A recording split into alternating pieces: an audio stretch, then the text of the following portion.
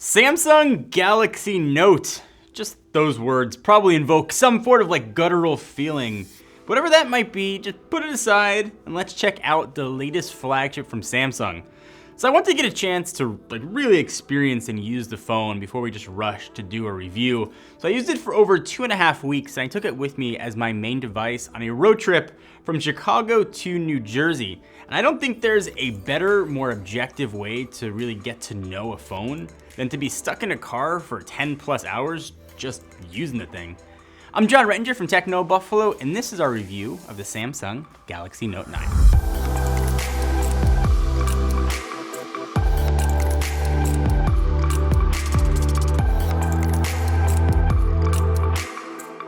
So let's get some of the just elephants in the room out of the way. The Galaxy Note 9 is expensive, there's no way around it. Starting at $1,000, going up to $1,250. In the pantheon of premium phones, as kind of odd as it might sound right now, the Note 9's pricing is right in line with the competition, and maybe even gives you a bit more value, in quotes, depending on your future priorities, but we are gonna get to that. It's also 100% iterative from last year's Note 8, and maybe you have issue with it, but I loved the Note 8's aesthetic. So as long as the design doesn't bleed into the next 3+ years, I have no problem there. And don't take the iterative part to mean there aren't some surprises, because there actually were plenty. So one such area of improvement and a big surprise was battery. Samsung went big, really big, increasing the capacity by about 20-ish% from last gen, and now has a whopping 4,000 milliamp hours, and the results speak for themselves. So on the road trip, we were filming a ton of content, and I was taxing the Note pretty hard, using it as a hotspot, a camera, and about everything else that I could. And the thing lasted like a champ. And I purposely didn't just plug it in while driving, I wanted to see its endurance. With auto brightness turned on, I was looking at about 5.5 to 6 hours of screen on time, and went almost a day and a half before the thing just died. And that was super stellar and really impressive. Maybe not the best in mobile, but when you factor in it's powering a 6.4-inch QHD screen, it's crazy impressive. Also worth noting though, the default display is set to full HD+.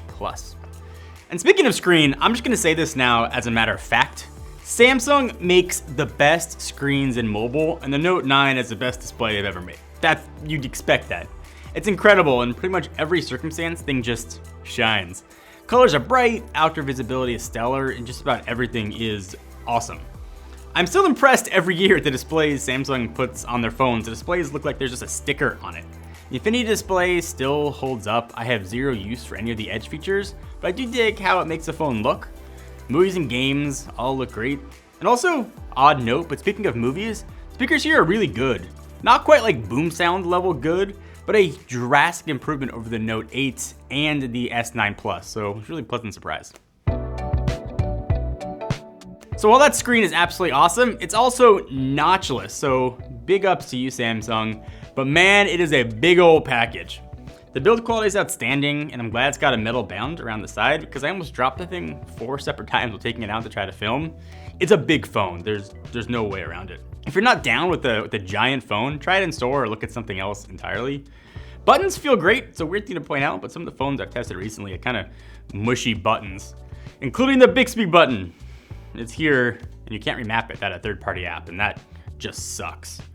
So we have the blue color, which I absolutely love. The glass back looks incredible, at least it did when I took it out of the box, but about 5 minutes later, it looked like I rubbed my hands in oil and wiped them all over the back of the phone here. This phone will never look clean. Accept it, embrace it, or just put a D-brand skin on it and give it some scratch protection as well. That's what I did the second we got back from the road trip. We've got the yellow carbon fiber if you like the look. It also matches the cool yellow S Pen, and put a link to it down below.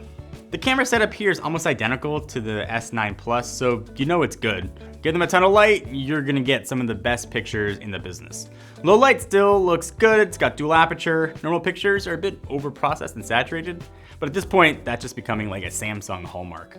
If you don't like it, settings can just be tweaked. And speaking of settings, there's some new AI at work to detect what you're taking pictures of. It seems like a Me Too play from Samsung since everyone's doing it. Also, you should know the built-in mics are way better than last year's Note.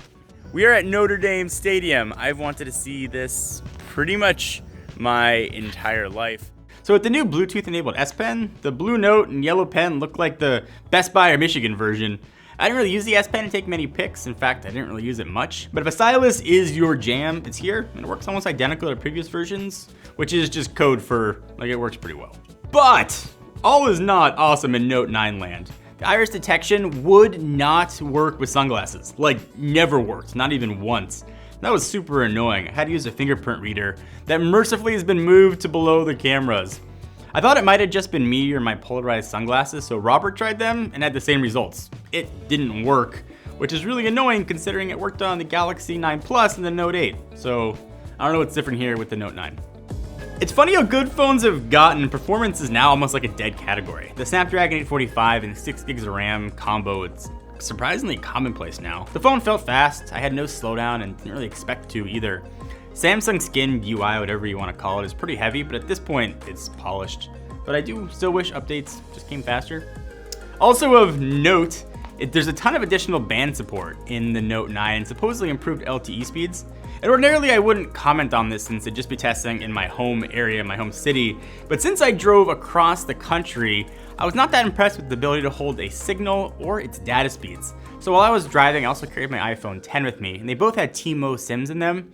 There were many times my iPhone would have service when the Note didn't, and a lot of times I had to switch over to the iPhone to upload pictures because data speeds were slower on the Note 9. And again, since I was able to test in like 7 different states, I thought it was kind of worth mentioning here.